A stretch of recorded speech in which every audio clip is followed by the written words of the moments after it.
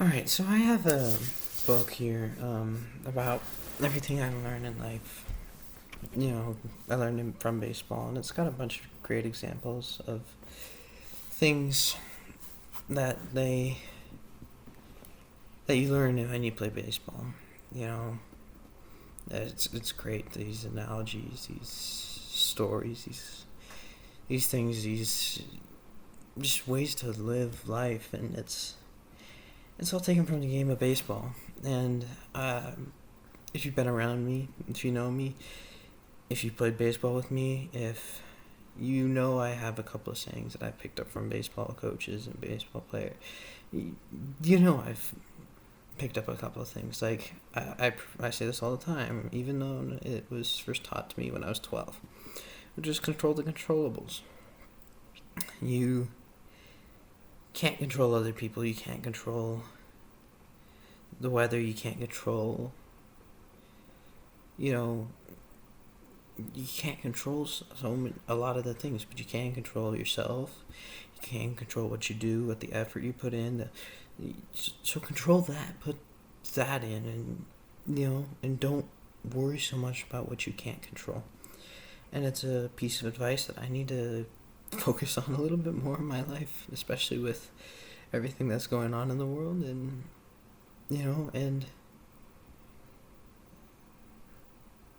and keep preaching to others. God's in charge. He's gonna take care of a lot of things. I know there's a sun in the background. The lighting's terrible. Don't mind me. What else? I mean, just learning three strikes. Just like, hey, if you screw up, like if there's three things go wrong, just that's it. Mixing it up, as a catcher and as a pitcher. I mean, if you caught me in the last 2 years, sorry, if you've caught me ever, or if I've caught for you in the past 2 years, or, well, past two seasons, so that'd be 20, so last year and the year before that, you know, partly because of my coach when he did call pitches and also what I called pitches, I don't throw the same stuff all the time. I try to mix things up. I try to make things different, and that's one thing I've learned is, if you just keep the same thing, it's boring and it's boring and boring and boring, you get predictable, it gets boring. And some things, it's fun to do the same things over again. Bradley, if you're watching this video, what do I throw all the time? Black and blue jig, bandito bug, usually a dirty jigs, pitch and jig, tour level pitch and jig. I mean, it's 90% is what I cut. Or I throw green pumpkin. Green pumpkin was a good color last year, and the year before that was black and blue. But, I mean, seriously, I've caught almost all my giant bass on that.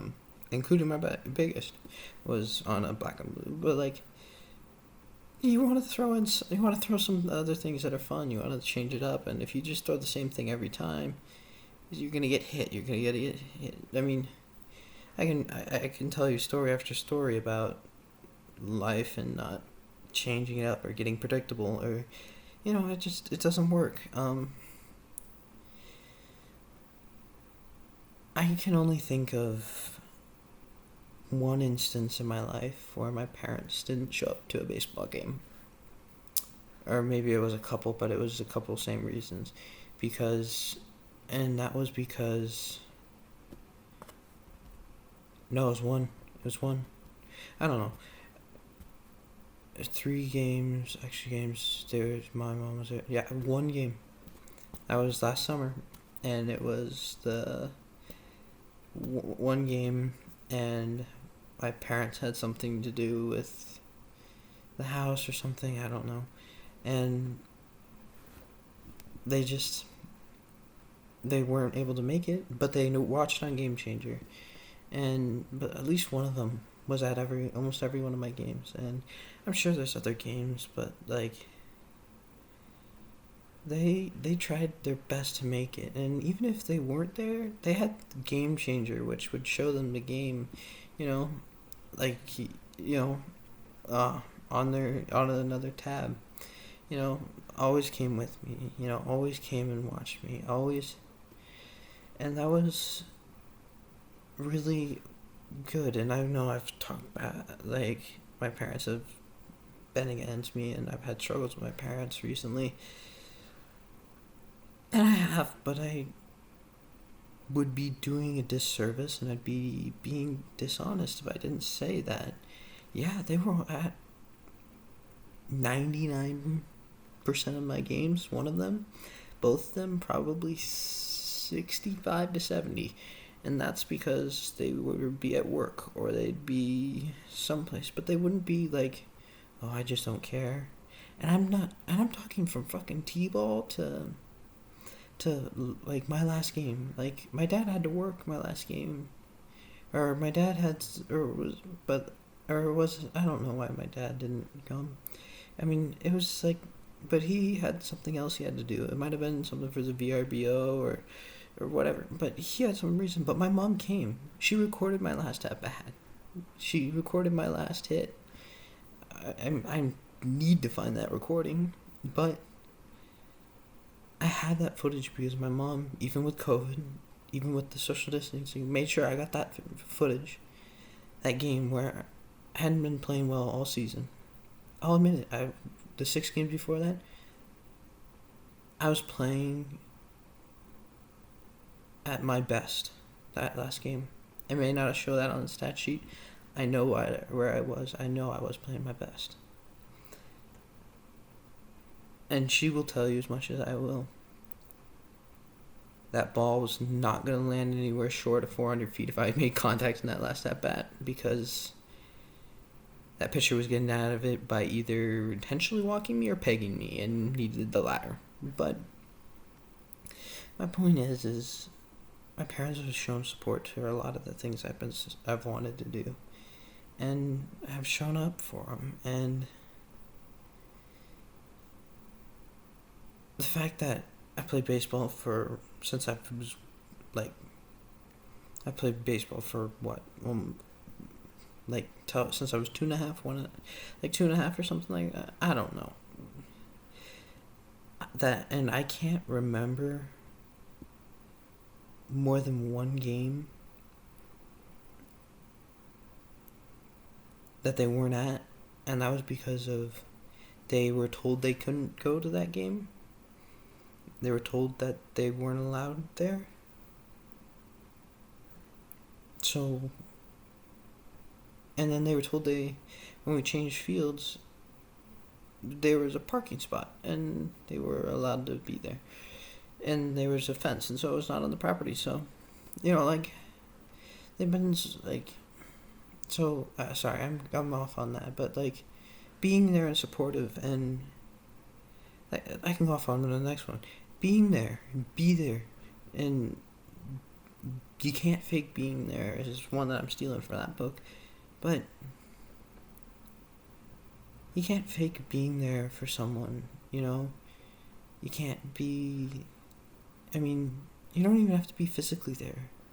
A text, you see a guy, your friend saying, oh, I'm just down on my luck today, or or I've been down, you give him a fucking call. Or you see him post something and you just know that is a little bit like, maybe he's not doing this, you give him a call. And even if he's just fine, it's just a song he found that he likes, or whatever, I'm just using it, it means a lot to people. I mean, it's like,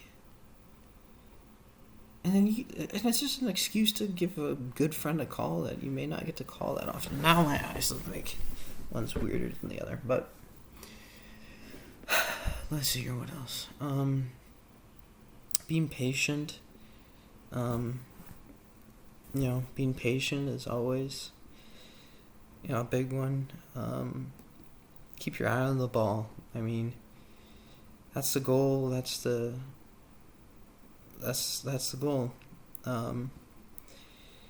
And speaking of goals, I mean, when you're coming back from a lead, yes, you can come back and hit a goal. If you set a big goal, set a big goal. Freaking win it all, become a major, become champions. Whatever. I mean, like, right. Yeah, see? World Series. I mean, 108 years. Ugh. Anyways, my point is you can't get it all back at one time. You're down by 5 runs in the third inning. In a 7-inning game. A couple runs an inning, 1 run, 2 runs, 2 runs, 1 run. You get back in it, right? Right like that. I mean, and it's a team effort. I mean, and know your goals. If you work as a team, oh my God, why have I not touched on that? I made a whole video on it, brotherhoods, and it doesn't mean that, it's only, specific. It's like, when I say brotherhood, it's like, in the people I surround myself with,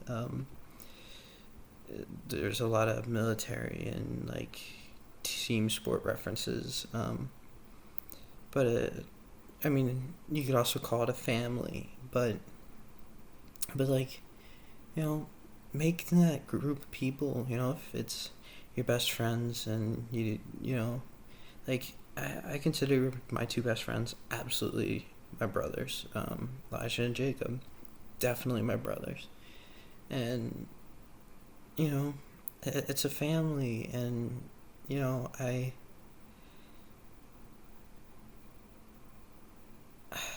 love those 2 sons of guns. But you surround yourself with people, make that team that you work with towards your goals a family instead of a team. Like, I posted something about my 14U team that I talked about that meant the world to me, about brotherhood. I've had 6 or 7 reach out about it. 6 or 7. And tell me, man, it's a brotherhood, and still say they're, they miss the team, they miss other guys, and it's amazing. It's like some of those bonds you make for life, and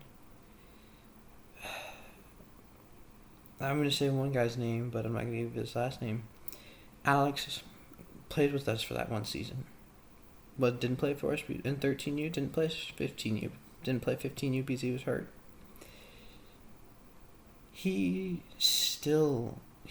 didn't even know he was on my Snapchat when I posted the photo of the championship, me with the trophy, and he's like, man, and he pulled out a reference and pulled out names, and he's like, and guy's nicknamed TBC, like, so that guy is, we were not, I wouldn't have said we were friends, but since I left and we've, not seen each other, he's one of the guys who reaches out the most to me, and we often were at odds, and,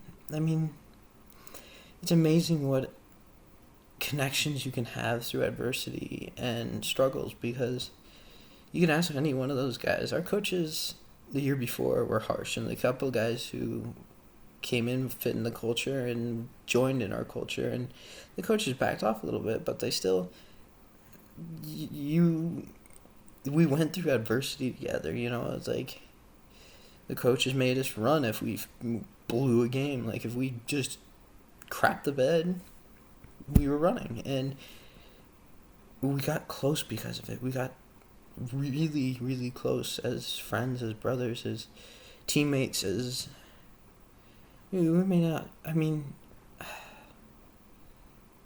some of those guys I probably won't ever see again, but if they showed up on my front door, any one of them, I'd let them in. I don't care what. I'd let them in. And so, make your own family, I guess it's my last statement, but I gotta do it, cut it short. But good luck, guys.